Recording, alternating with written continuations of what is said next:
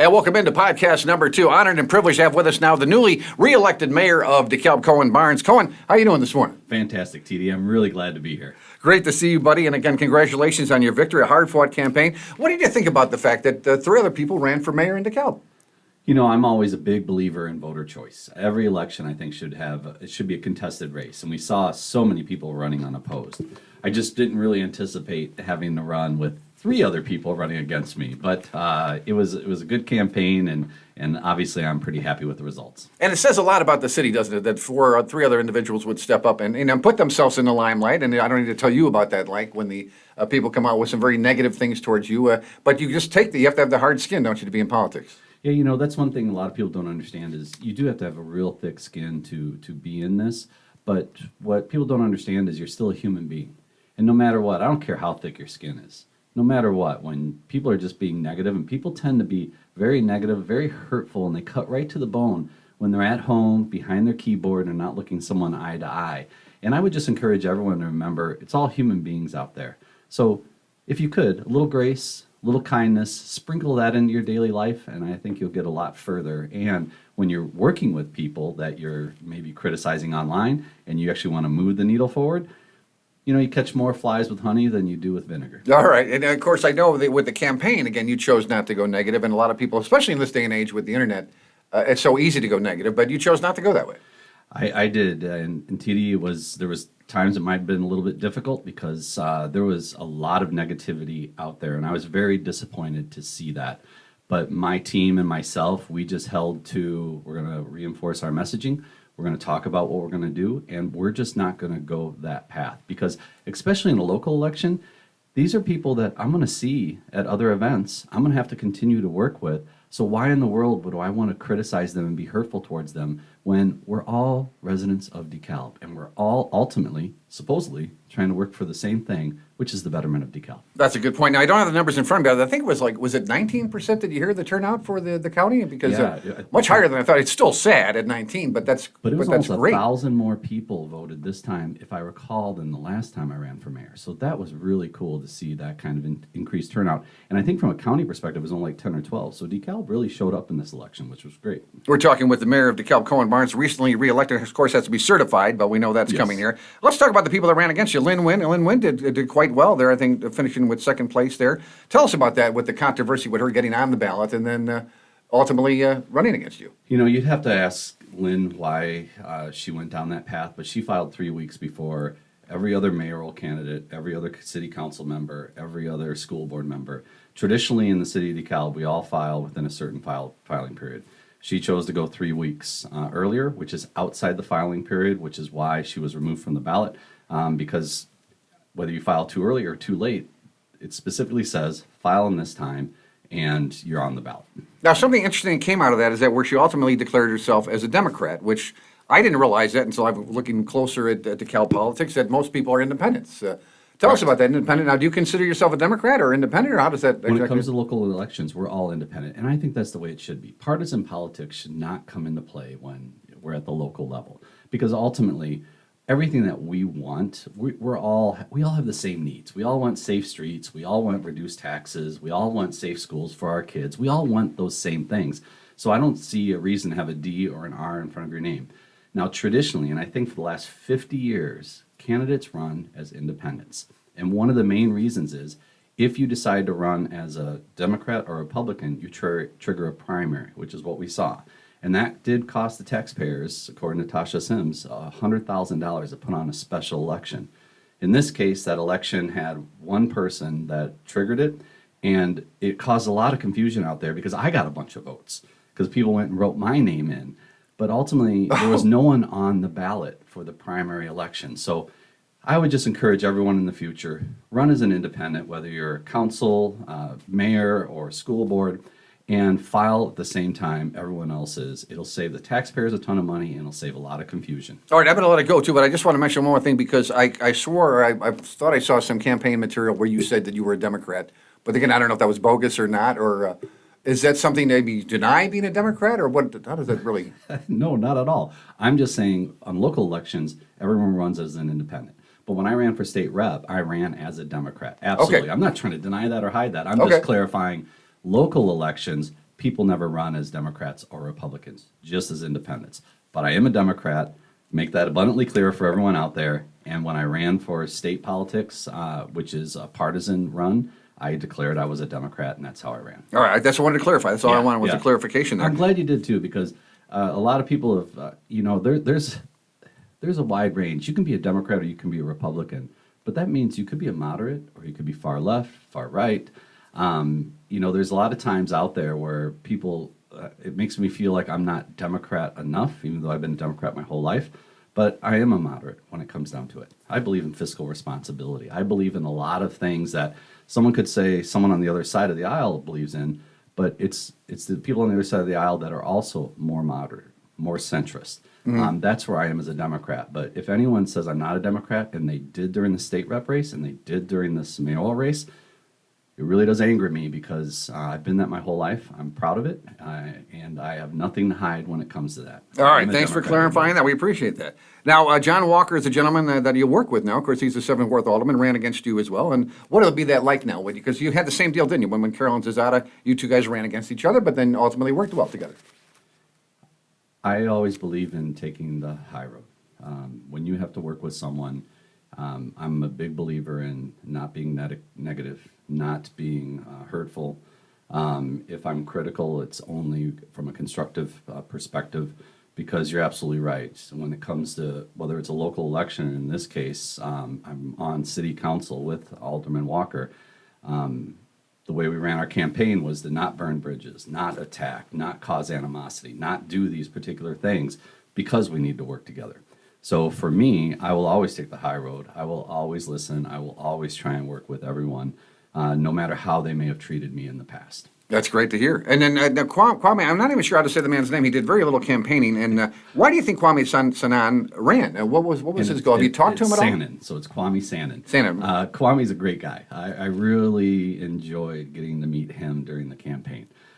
Just a good soul, dedicated, diehard DeKalb guy, wants the best for DeKalb. He ultimately, I don't know all of his things that he was running on, but he wanted to make a difference in DeKalb, and he chose trying to make that difference by running for mayor. I reached out to him and I told him I'd love to get him on a commission or something like that, but figure out how to plug him into the community, because we need good, kind people like that care about their community serving. And when you see a gentleman like that make the extra effort there, if you get an email from him, say next week, maybe you pay a little bit more attention to that, or maybe possibly consider what he's proposing. Oh, absolutely. I did reach out to him. We had that whole conversation about, once the dust settles, let's hook up, let's get together, and let's talk more to see what the future looks like. And see, Absolutely. that's how politics used to be, right? After the election's over, you shake hands and then you work together. I know, and it used to be a lot more civil during the process of running as well. And I think national politics and all the hate out there, and it's on both sides, has just gotten to be too much. And I think we all just need to take a breath, need to just realize we're all friends, we're all neighbors, and we're all here for the betterment of DeKalb. So why don't we treat each other accordingly? Yeah, very good. Well, there used to be a thing called the honeymoon period, but you don't really see that anymore on any level, local, state, or national. Yeah, that honeymoon period has pretty much gone away. Now, you're the first DeKalb mayor in 33 years to win consecutive terms, and I did a little history. I had not known this because when I first came, Greg Sparrow was the mayor, and I didn't realize that Bessie Chronopoulos was the mayor before that, but then Greg had a long term there. No, Bessie Greg was mayor for a while. Then Bessie came in, and then he was mayor again for one term after that. For one term, yes. but he was, 3 or 4 terms there? Yeah, I think he was like 16 years or something Yeah, mayor okay. before Bessie beat him in one of the elections. Now, what do you know about that? What did you, obviously you grew up in DeKalb. I want to ask you about that, growing up in DeKalb, and what was that like? But matter of fact, let's skip the mayor part for right now. What was it like growing up in DeKalb? Oh, man, growing up in DeKalb was, still living here, you run across all your friends that you had from the old neighborhood, and many of them are still my close friends and best friends. Growing up, I used it immensely on the radio when the old Kishwaukee Indian lore that if you dip your toe in the Kishwaukee River, you come back. touch the Kish, you everybody I can never talked to leave. who's come back has done that. No, exactly. I agree. But growing up in DeKalb was wonderful. My parents we moved to DeKalb when I was 10 years old in 4th grade. And the reason they did that is they just wanted me to grow up in a community that was reflective of the world, whether it was race, whether it was culture, whether it was economic status, all those things. Because of the university, we were attracted to DeKalb. My first friends were Ravi Malela and Dookie Yoon, and Dookie could barely speak English. He was from Korea at the time. But those were my friends initially when I first got here. But over the years, just all the people I got to meet and all the experiences that I had in this community was wonderful. And I left for a little while to serve in the U.S. Army. Now, you went but to I came NIU, back. didn't you, or was that when you came back from the Army? When I came back from the Army, I went to Kishwaukee College. While I was at Kish, I got called back in the Army for Operation Desert Storm. I returned back from that, finished, got my degree at Kish, and then transferred to Northern and got my degree at Northern Illinois University. You're wearing your veteran sweatshirt right now. Again, I thank you for your service to our country. And Appreciate what was that. that like, your time in the military? Did you go in willingly, or was there something that opted you to go sign up? We've got a long history in my family of military service. In fact, my son, who serves on active duty as an officer right now, is fifth generation military. It was kind of something we did.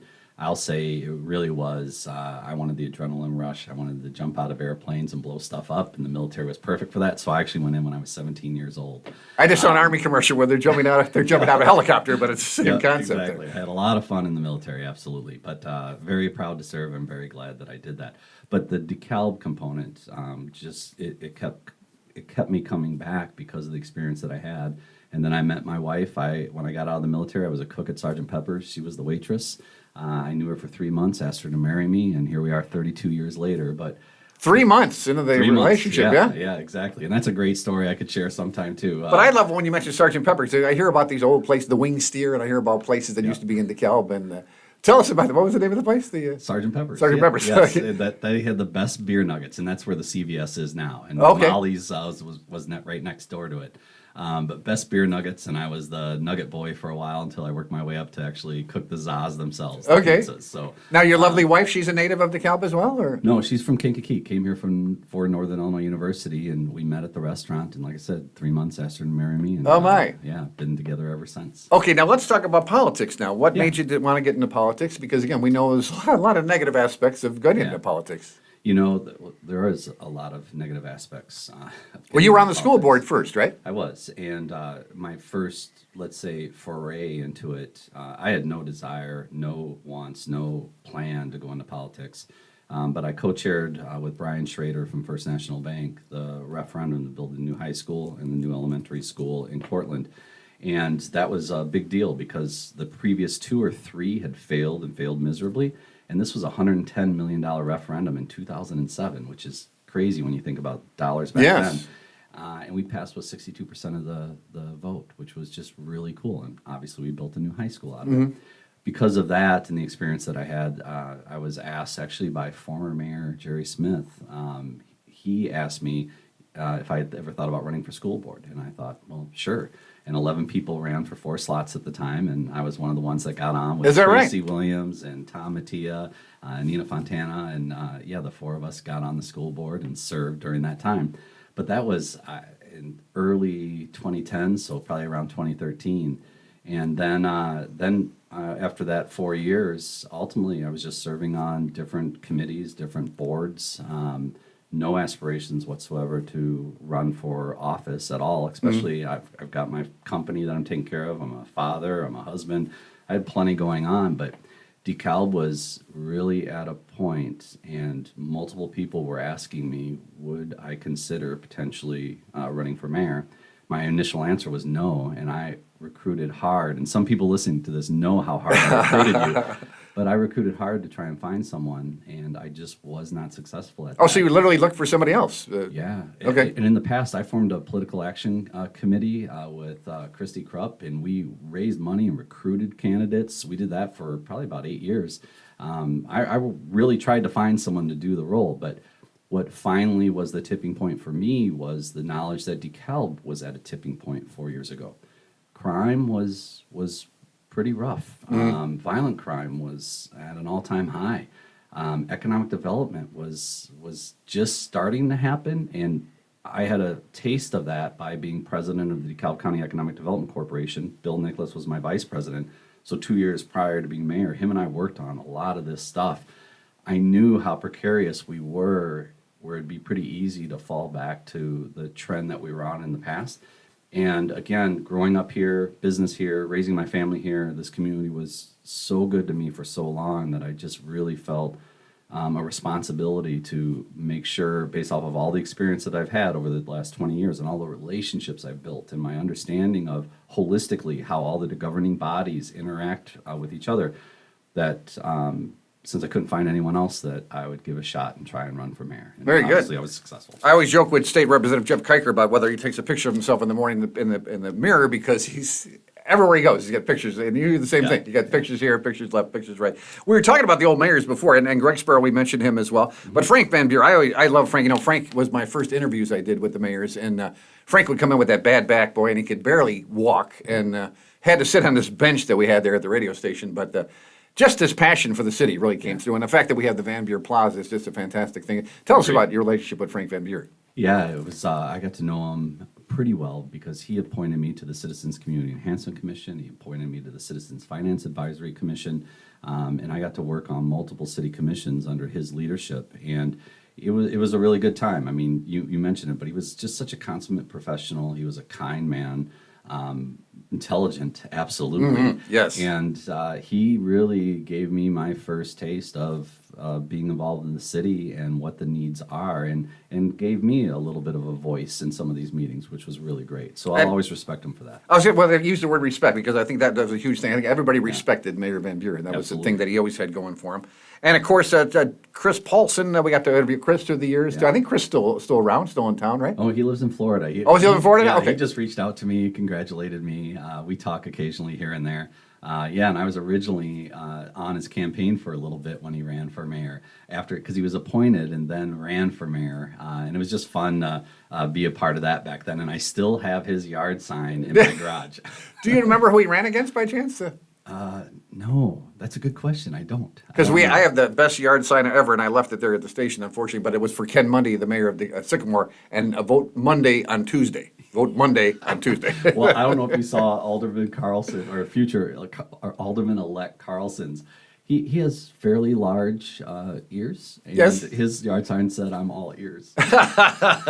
He's kindly reached out to us, too, and we're going to have him on very soon, great. as we're looking forward to that as well. You'll need a couple hours when you get him on. Yeah, that's not a problem at all. And then, of course, we also had John Ray. John Ray, and I know John does one with the building bookshelves for kids and all the great work that John Ray's done. Project, absolutely. Yeah, I contribute to that every year, and he's just so consistent. I've known John for a long time. Was on his campaign as well.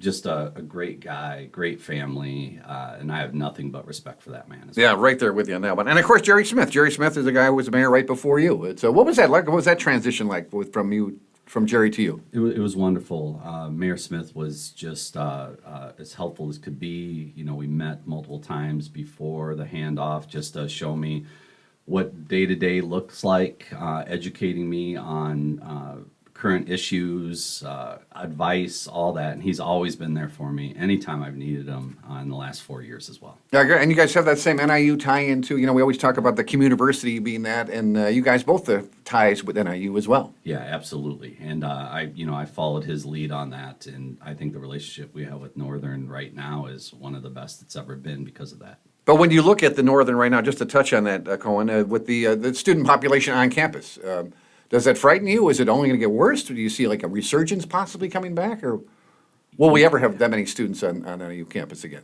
I like to think we will have that many students on campus. Now, that is an opinion that not everyone necessarily shares. But I really think Northern Illinois University, if they make the right moves, there's a high probability that they will become a go-to university again. And we're starting to see that with some of the things that they're doing. But for me, Northern Illinois University and student population is something Bill and I talk about constantly, because if they continue to decline, that's an economic driver for the city of DeKalb. So we'll lose a lot of the sales tax and motor fuel tax and stuff that students and professors bring. So we try and stay as cognizant as we can about that. But ultimately, the way we can offset that is just to continue working on making DeKalb a safe place, a place that people want to come here, they want to live here, they want to send their kids through the public school system, and we can attract more people here to shore up that vacancy that Northern might create. And I'm glad you mentioned Bill Nichols. That's a whole separate story, but just talk about a tremendous individual. For anybody to say anything bad about him, whenever I see that online or something, I just want to go to their house and just tell them, do you know what Bill Nichols has done for this area? Not only DeKalb, but Sycamore, you look back at his track record, just incredible. And he just keeps doing it for us. Yeah, he is, I talk to him all the time and say I'm mentoring under him. He's always like, "Oh no, Mayor, no, I work for you." And it's like, "Sure, Bill."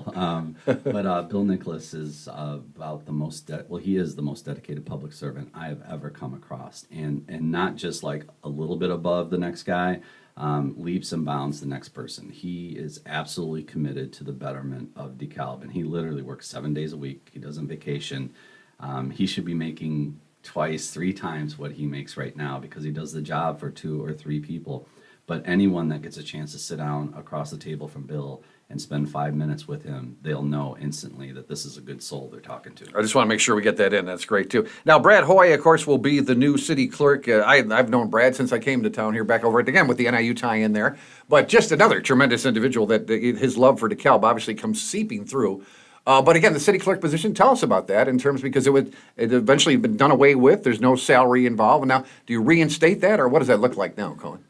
Right now, there is no plan to reinstate the salary for that position or really any of the roles, because right now, Recording Secretary Scott is doing just a phenomenal job keeping things organized, taking incredible minutes, working with City Manager Nicholas on the agenda, all those things. But I can see Brad, because of just how, one, professional he is, how respectful he is, how kind he is, figuring out some things that we can definitely add to that position that I think, based off of who he is, that he would bring a lot of respect to that role again. And I would like to see that. Now, we have to think long-term, because this role, I still believe, absolutely should be an appointed role, and it should be run by a professional that is in that industry, just like Recording Secretary Scott is. This, I know the referendum failed to remove this as an elected position, but I think that's just mostly most people don't understand what the clerk does, and you put on the ballot, remove an elected official, they're just going to vote no for that. Right. But ultimately, we used to have a treasurer, and we don't anymore. This job has evolved over the years, and having an elected position or elected person in that role, I think would be a disservice to the community, and we've seen that since 2009. That position has been nothing but chaos. So if we go that long, I think that's a testament to we need to eventually make that an appointed position. Okay, but not to harp on it, I'm just wondering, it seems so gray. So will he show up for work on the Monday, or does he have an office, or does it? No, he doesn't have an office. Like, And I don't have an office either. I had my office torn down and made a conference room at City Hall. Small government's a good thing. I don't know what it looks like, but I told Brad we're going to sit down with him, City Manager Nicholas, and Recording Secretary Scott, and figure out what he wants to do, what his ideas might be, and what we could implement for him. Because he is, again, he's a really good man. Yes. And I would love to have him have some pride in the role that he stepped up to serve it. We're talking with the current and new elected Mayor Cohen Barnes, again, pending certification, and we're talking about just touching on some of the local issues here. And of course, the Heinz building, I've heard, all kinds of wild things on the internet, and that the building is sinking and things like that, and that they had to tear it down and start again. As far as you know, Mr. Mayor, and we're recording this on April 4th, where do we stand right now with the Heinz building? Yeah, so first, Kraft Heinz has always been absolutely committed to finishing this project.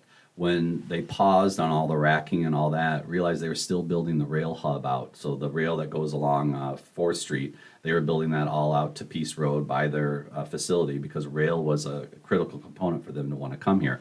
Right now, what they're doing is all that racking that you can see when you drive by, all that metal framing, they're going to be taking all that down. They're going to be doing some foundation work, and then they're going to be rebuilding that racking again. And they're projected to be open up in 2027. So absolutely committed to being in the community. But now push opening back that to facility. 2027. 2027, right. Okay. But that's created now a lot of extra jobs, because all the union laborers and metal workers and everybody, they have to redo that particular piece of the project. And do we have some housing starts? I thought I heard that there are some housing starts now in DeKalb. Is that just a rumor? Devonshire or? Farms is hot right now, Okay. which is great. Lots are all being gobbled up right now. Ryan Homes is the big home builder out there that's cranking out some homes. So that's really good to see, because you think... Why do you think that's happening now? Because obviously it hasn't happened in the last few years. What's happening now that's making DeKalb more appealing? I think that's an easy question. I mean, violent crime just went down 30% from last year, right? We hired 14 new additional police officers, 14 additional firefighters. We're building the fire station on the south side of town. But also, you can't discount the property tax thing. Like during the campaign, there was a lot of misinformation on that. But here's the reality to it. Every year for the last 4 years, the property tax rate from the city of DeKalb has dropped. And I need a minute on this one. Yeah. And the aggregate tax rate. But the city of DeKalb, even though your home has gone up almost 25-30% in value in the last 4 years, you pay less dollars to the city of DeKalb in your property taxes. So imagine this. If you took the aggregate tax rate, so added up the school district, the city, the library, everybody, right? In one pool, you were paying 11.5% about 4 years ago. It'll be 8.1% this year. So that trend of you're paying less in taxes is one of the reasons why we're starting to see more housing starts. And then you sprinkle in public safety as well. We all know DeKalb is just a wonderful place to come and raise your family and work and play. Word's starting to get out now that this is a place you want to be. Well, and the schools too. The school I heard that's the number one thing people look at when they go to move to a new town, and we're working on that too. It's so exciting to see so many people. Like I guess when you ran for school board, we have 11 candidates for 3 or 4 positions. Slots, yeah. So how great to see people are paying attention to the school board meetings. It was, and I think the candidates that we elected. The three for those 3 spots they're going to do a great job in those roles. And there were a couple extras, especially that would have been really good too. But it was great to see that many people stepping up and all the forums that were out there. I went to everyone I could just because I was on the fence all the way to the end because I had multiple people in mind, but I was just waiting for that. I knew the 2, but I wasn't sure on the 3, and it was great to wonder which one do I want to vote for. Yeah. That's an awesome option for the. I have to mention though, Becky and I were at the library there when you guys had your forum, and of course, Howard Solomon, if I have that name right too. You do. The word character, you look up character in the dictionary, a picture of Howard there. But how refreshing to have him do his little spiel there. And he said, he admits stuff that he doesn't know about. And it was just real refreshing to hear somebody like that. It is, yes. He's definitely an open and honest individual. For me, what attracted me to some of the candidates was how professional and respectful they were during the forums. And they were really concerned about the issues that were out there, and they communicated very well what they were going to do if they were elected. And that's the kind of candidate that I ultimately vote for. And you mentioned safety in the city of DeKalb, and of course that goes hand in hand with Mr. David Byrd. David Byrd, again, the police chief, just a tremendous individual. I've gotten to know him over these years here, and just he's the real deal, isn't he? I mean, he's not putting up any kind of persona. That is who that is. No, when you're around that man a lot, you see consistency in how he is. And he's been doing this fun jam in the park. When I say it was his brainchild. He's there every time, but the entire police force comes out for this. And the fun jams in the park, I mean, they'll have 100 people that will show up to that, and they're cooking hot dogs. They got arts and crafts. They'll have NIU athletics come out and throw footballs around, or the volleyball team come out and just interact with all the kids. That shows a real commitment that he knows. It's not just about having officers in squad cars. It's about having officers that get out and get to know the community and get to know people. And those people being able to see and start trusting the police officers, those men in uniform, because they see them as real human beings. And I think the chief has done an amazing job at that and so many other things. Yeah, again, you just make a whole list of things that he has done. Now, we were talking before about I don't know where it stands right now with putting police officers on the buses here in DeKalb. And Chief made a great point that you just mentioned, that just the social aspect, getting to know people not in a crisis situation where you're just riding a bus together and having a conversation with the police officer. Yeah, and think of that is great for residents to be able to interact, but also just think about what that is like for the police officer as well. Here they are just interacting with residents on a daily basis because their job, I've been on about 5 ride-alongs, and their job is hard, really hard. I talk about running for office and how mean people can get down there. Being an officer, you take a lot of abuse every time you're pulling someone over, and sometimes it's pretty extreme. For them to have a moment where they can just interact with the public on a pure basis, I think does a lot of good for our officers as well. Yeah, Sycamore Police Chief Jim Winters let me do some of those simulations. And one is you walk up on a car, got black tinted windows. Oh, yeah. And, right away, you're freaking out. And then they roll it down, and the girl in the simulation goes, I ask her for her driver's license or ID. In one case, she reaches to get the driver's license. Another one, she reaches, she has a gun.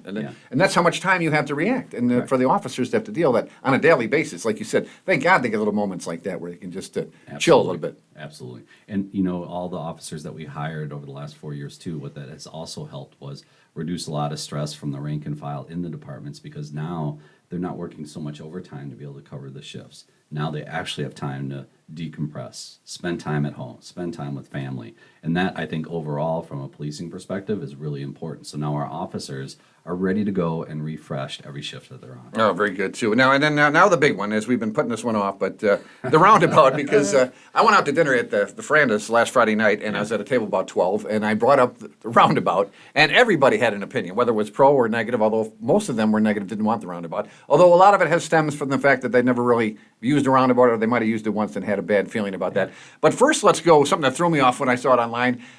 This DeKalb City Council approves the roundabout, but that's the one over at NIU, right? There's two roundabouts, is there not, sir? Yeah. There's DeKalb, Illinois issues out there. Mark Charvat are completely spreading misinformation and, frankly, lies. Oh, we saw outright the one lies. with the, I want to get into that, with the editing of the comments. Yeah, he edited Yes. Alderwoman Larson's comments, which was absolutely wrong on a fundamental level. But so everybody there- saw through that on a positive note, at least the majority of the people that I saw. They did and they didn't. And he also created a Save the Elwood House page on Facebook, because we were going to use eminent domain to tear down the Elwood House, which was a complete fabrication. But yes, the one that we just approved is the one that we've been talking about for the last 2 years on Lucinda. So Lucinda and Normal will have a roundabout there. That's how we're going to replace that intersection. Okay, and I've been up on 47, and there's actually 3 roundabouts right in a row there, but it's not in a populated area. Now, this obviously is right next to a school as well. Yep. And I'm wondering, I know Alderwoman Zazada asked at the council meeting what the answer was, how many accidents have been here? Has this been a problem? And can we my wife and I just drove that today. Can we repaint it and have better signage as opposed to a roundabout? These are all absolutely great questions. So for the record, I want to make sure everyone understands. The only reason we are talking about doing a roundabout at that intersection is City Engineer Zach Gill applied for a grant with the state of Illinois, with the Illinois Department of Transportation, and it's about dangerous intersections. So we submitted all the statistical data about what's happened at that intersection, and it qualified as a dangerous intersection according to the state of Illinois. If you qualify for it, they will pay and fund 90% of the whole project. Yeah, I saw that. Engineering drawings, construction, the whole enchilada, right? So that is very unusual. Usually it's an 80-20 split, and they don't cover all the preliminary work leading up to the actual construction.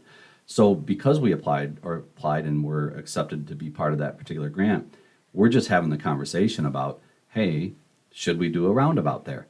The only thing that has happened so far is a surveyor came out to just survey the area. Okay. So they can actually start working with some sort of maps, and then we can see what the utilities are like in there, what the costs are going to be, and is it something we even want to do. So I would encourage everyone out there. There was so much negativity, and again, much of it was fabricated, which I think caused an inordinate amount of negativity and animosity towards the roundabout. Just give us a little second to talk. This is the beautiful thing about transparency. We have this conversation in public, right? That ultimately, let us see what that would look like. And we're going to have all kinds of community input on it. But also, Google roundabout versus a standard intersection. And query safety, query students, query whatever you want to query. And you will see over and over again substantial improvement on public safety when it comes to roundabouts. So that is something we're going to factor in. But I tell you, if the entire community doesn't want it, then we probably won't do it. Well, does the alder person in that ward have any more power then, because it is in their ward, or no? No more say than anybody else? No, obviously, I respect the opinion highly of the alderperson representing one of their wards on whatever the issue is, because they know the people and they know what that ward needs. Right, more so I'm than going to say, if anywhere they're else. listening to the So constituents. they yeah. don't have more say, but they have more sway. Okay. Their input is incredibly valuable, absolutely. And we should notice in Sycamore, they're putting in a roundabout there over by their school to make it, because that road is so dangerous there. They are absolutely everywhere. Yeah. And this is going to be a thing. We're going to see more and more of them because they are incredibly more safe and they increase the throughput of traffic. Period. End of story. And I've heard people complain about trucks and how hard it is for them. We've got a roundabout on Peace Road and Gurler down by Kraft and Ferrara and all that. And I encourage everyone, drive down there sometime and see if you even see a truck. You won't, because they went through the roundabout and they're off and they're on the interstate. Well, you remind me, too, of the issue that we had about narrowing the lanes in downtown DeKalb, but everybody foresaw traffic jams backing up, and that never really happened, did it? And Fairview was going to be lined with trucks Yes. and all that. No, none of that happened. In fact, now We have a very pedestrian-friendly downtown. Fairview, we don't have those trucks, and we put in that road furniture and a stop sign there. I drive that route quite a bit. It's just because I try and drive as much of DeKalb as I possibly can. One, to also understand where our streets are. Right, right. But that street now is great, and I love that the kiddos actually have a safer way to cross the street now when they want to go to the park or they want to go to Huntley Middle School. Yeah, that's the bottom line right there. That's for sure. You know, when I was out in Europe, I make it sound like I go there all the time. I went once with my wife there, when she goes to buy diamonds in Belgium. But then we hopped on a bullet train and we went over to Antwerp, or went over to Amsterdam. And I'm thinking as I'm on the train, why can't we do this in America? You know, nobody loves Amtrak more than I do, and yet they just continue to screw up and have unsafe rallying, and we can't go 35 miles an hour, let alone 100 miles an hour. And what about, now we're talking about trains coming from DeKalb and going into the city or the other way. Where do we stand on that? Is it a dead issue, or are we still holding on to that? Not a dead issue at all. Right now, if I recall, the stage that we're at is we're just waiting for the state of Illinois to release the funds for the next phase of the study. This is something that is probably going to transcend this term of mine. So it'll be still 5, 6, 7, 8 years before that might happen. It's a long process that you just have to go to, but I am still for having the commuter rail coming out here to the city of DeKalb. Well, as we see the population grow, it becomes more and more necessary, if you would. And then we're also learning this generation does not so hot. My granddaughter doesn't want to get a driver's license yet. She just turned 16. I hear that she goes, I'm over and going to over wait. again. I'm like, you're going to wait. I know. I was 15. I was chomping at the bit. But Right. So on our birthday, we went to the DMV and we're waiting first thing in the morning. But the idea of having more busing and more trains in this area make a lot of sense. Yeah, and the increased ridership that we have has been substantial with the buses that take everyone to Elburn. That continues to grow. So we know that we'll need commuter rail here at some point because the demand is going to be so high for reasons like you just mentioned. And then we talk about Park 88, and it continues to just, it seems like one after another, we see another development out there. And where do we stand right now? Is there something new coming? You always have a little Project X in there. Is there any room for Project X? There's plenty of room for Project X. We had to really focus on multiple things, but making sure that we have enough power. So we've been working with ComEd. There's an application at the ICC right now in order to bring more power here to be able to power up those particular projects. But the funnel is still full right now. So there's nothing to be announced. There's no code name right now. Okay. But we're still in very exciting times. And we certainly are, that's for sure, too. And then, of course, we always like to end on a positive note. And there's so many ones, but I saw the public arts program and a new mural that's going to be painted on East Lincoln Highway and 7th Street. I love the one there. There was a tribute to the Lincoln Highway, but that just didn't hold up too well, did it? No, it didn't. It deteriorated and actually fell off the building, which it wasn't savable, essentially, which was too bad. But yeah, if you look around, especially downtown, you're going to see more and more of. Well, talk about the mural on 2nd Street. Tell us how that all came about, because it's just absolutely beautiful. That is, it's beyond beautiful. If you haven't seen it, it's behind City Hall, takes 2nd Street right off of Lincoln Highway, head south a block, and turn into that parking lot right there. And you will see just a wonderful mural done by Danielle Casali.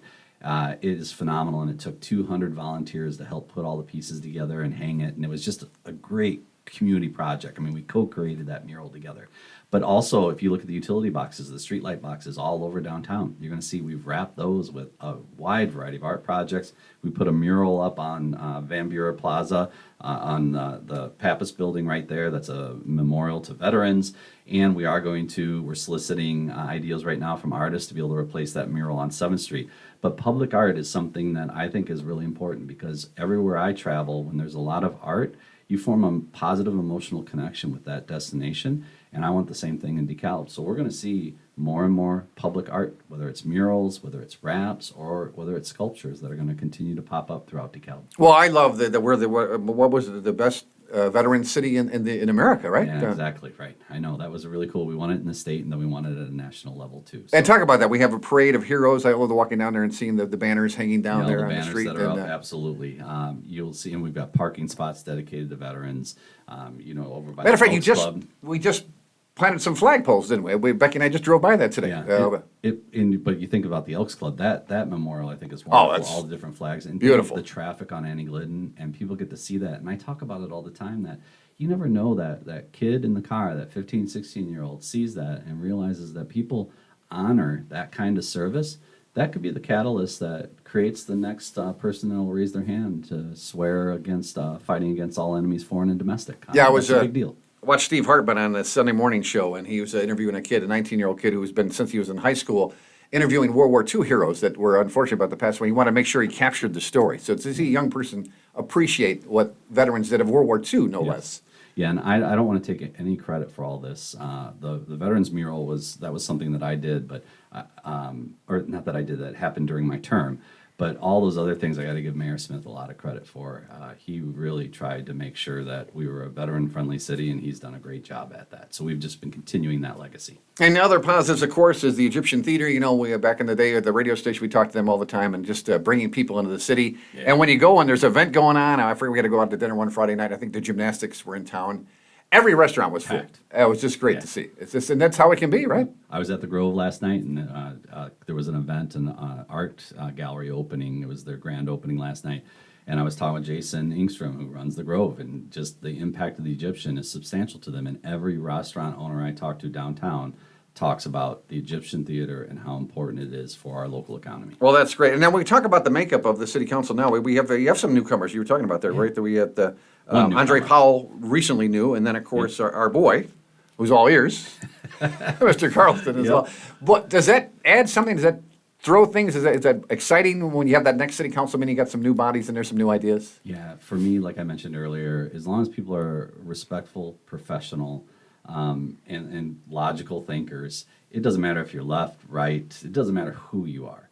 But those kind of people can absorb the information, have good discussions about it, accept that people may not always agree with them, and they might always agree with people, but that's okay. That we don't all have to be unanimous, everything that we do, but it creates really good discussion, and I'm really excited about the value Alderman Powell's going to bring, the value Alderman-elect Carlson's going to bring. I'm really glad to have Alderwoman Larson back on the council and Alderman Verbeek back on the council. I think we're going to have an amazing council, and we're going to do some really cool things because of the brain trust that's up there now, and I think it's going to benefit the city of DeKalb greatly. Well, that's it. You got to keep that momentum going and just keep it going, right? Yep. Well, again, it's a pleasure. Now, you didn't have to do this. Again, I am so honored that you would be my second. Of course, Dan Lynch, I had to get him on it the first time, but to be essentially my first guest on my podcast, and it means so much to me because you didn't have to do this, and I want to thank you for doing that. Yeah. Well, I mean, the circumstances that happened around WLBK, I was crushed. You aren't just a radio DJ. You are a vital member of the community that has spent a lifetime in service of it. And you have a great perspective, and you have an ability to bring the right people out to get them on the air in order for everyone else to understand more about what's going on in DeKalb, and also be proud of the community that they're in. You do a great job at that, so I am incredibly excited to have you back on the air, let's say it, and anything I can do at all to help you be successful, I'm here for you, TD, just like you've always been here for us. Wow. Well, let's leave it at that because I'd very much like to leave it away. Cohen Barnes, again, the newly elected, reelected mayor of DeKalb, has been our guest here this morning, our podcast number 2. So thanks again, Cohen, and we'll get you back here real soon. Awesome. Thank you, TD. And that's podcast number 2 of TD Ryan Unleashed.